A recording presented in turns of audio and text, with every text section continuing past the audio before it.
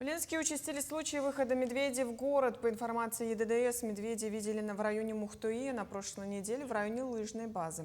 На сегодня ликвидировано 2 особи, поиски продолжаются. Вот он. Ой, какой он большой!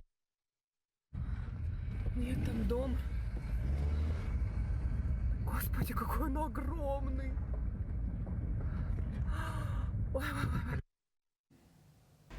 В связи с участившимися случаями прихода незваных бурых гостей в районной администрации прошло заседание ПЧС.